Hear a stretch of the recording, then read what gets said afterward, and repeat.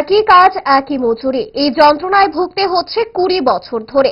এই 20 বছরে বহু পরিবর্তন হয়েছে চলতি সমাজে, কিন্তু কপালে পরিবর্তন আসেনি শ্রমিকদের। দাবি ছিলই, কিন্তু দাবি রয়ে গেছে দাবিতেই। অবশেষে শনিবার সংবাদ মাধ্যমের সামনে জীবন যন্ত্রণার কথা জানিয়েছেন হাজিরা শ্রমিকরা। ঘটনা এডি নগরে থাকা খাদ্য ও যৌন সংভরণ দপ্তরের কেন্দ্রীয় গুদামে। তাদের একটাই দাবি, দৈনিক হাজিরা বৃদ্ধি করতে হবে।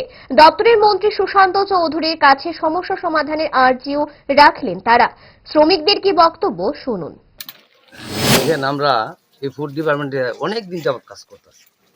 আমি মনে করেন কাজ করি প্রায় 79 থেকে এই পর্যন্ত আমি কাজ করে আইছি। এখন তো আবার বয়স হয়ে গেছে, খুব কষ্টে আমরা দিন যাপন করছি।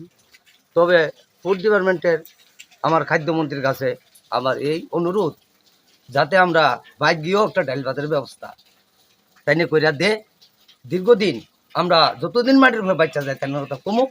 আমরা এখন যে পরিশ্রমের কাজ করি, হাট পরিশ্রমের কাজ করি, লোডিং আনলোডিং এর 50 কেজি বস্তা।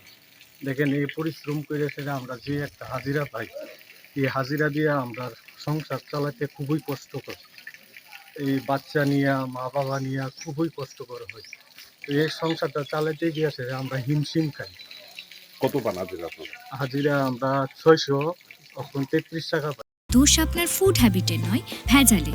সেই মায়ের আমল থেকেই তারা 5 দশক ধরে গ্যাস, অম্বল ও পেটের সমস্যার একমাত্র সমাধান গ্যাস নল।